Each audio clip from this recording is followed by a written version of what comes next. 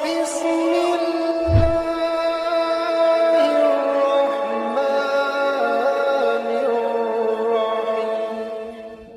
আসসালামু আলাইকুম রহমতুল্লাহ। অনেকদিন পর আবার আরেকটি নতুন বিষয় নিয়ে চলে আসলাম। মহান আল্লাহর নিকট আপনাদের, আমাদের, আপনার সকলের সুস্বাস্থ্য ও মঙ্গল কামনা করে আজকের ভিডিওটি শুরু করছি। অনেকেরই প্রশ্ন থাকে যে বাজে জিনিসের মাধ্যমে মৃত ব্যক্তির হাড় অথবা মৃত প্রাণীর হাড়ের অংশ, বিশেষ করে মাথার অংশ, একটা ভিডিও দেখাই। আপনারা আগে একটা ভিডিও দেখেন।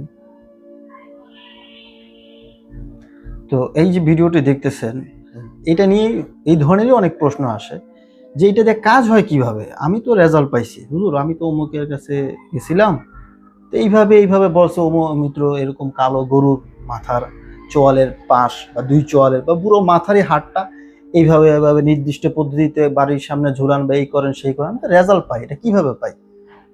তো দেখেন, এখানে একেবারে সহজ বিষয়। শক্তি দুইটা, একটা হলো ভালো শক্তি, একটা হলো খারাপ শক্তি। একটার উৎস থাকে ইবলিস, শয়তান, মারদুদ শয়তান, আর শয়তানুর রাজিম। আরেকটা শক্তি থাকে উৎস মহান আল্লাহর পক্ষ থেকে। তো খারাপ শক্তির উৎসতে আপনি যদি যান, সেখানে যদি ধরেন কোনো একটা ফ্যামিলিতে জিন্নাতের সমস্যা, এবং ওই জিনগুলি ভালোও হতে পারে অথবা খারাপও হতে পারে, কিন্তু তুলনামূলক দুর্বল। আবারও বুঝেন, ভালোও হতে পারে খারাপও হতে পারে, তুলনামূলক দুর্বল। তো আপনি যদি কোনো তান্ত্রিক, কবিরাজ, ওজা, বেদ এদের কাছে যান এবং এরা যদি এই ধরনের মানে ইসলামের বাইরের কোনো পদ্ধতিতে বলে, এবং তার কাছে যদি খারাপ হওয়া সত্ত্বেও পাওয়ারফুল জিন থাকে, তাহলে কিন্তু সে কাজটা করতে পারে।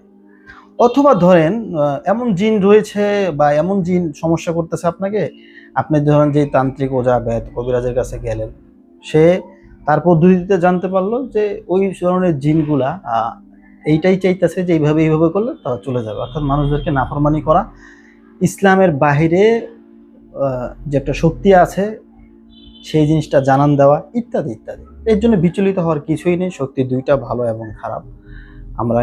আমরা অবশ্যই কোরআনের শক্তির পক্ষে এবং কোরআনের শক্তির দিকেই আসব। চিকিৎসা নিতে হলে অবশ্যই আপনাকে আগে শনাক্ত করতে হবে ভালো যে শক্তি, সেই শক্তির কাছে যাবেন না খারাপের শক্তির কাছে যাবেন। এই প্রথম শনাক্তটা আপনাকে করতে হবে। এর জন্য অবশ্যই আহ, খারাপ যে শক্তি আছে, অসৎ যে শক্তি আছে, আর শয়তানুর রাজিমের যে শক্তি আছে, এদের কাছে যাবেন না, যাবেন আর রহমানুর রাহিমের নিকট।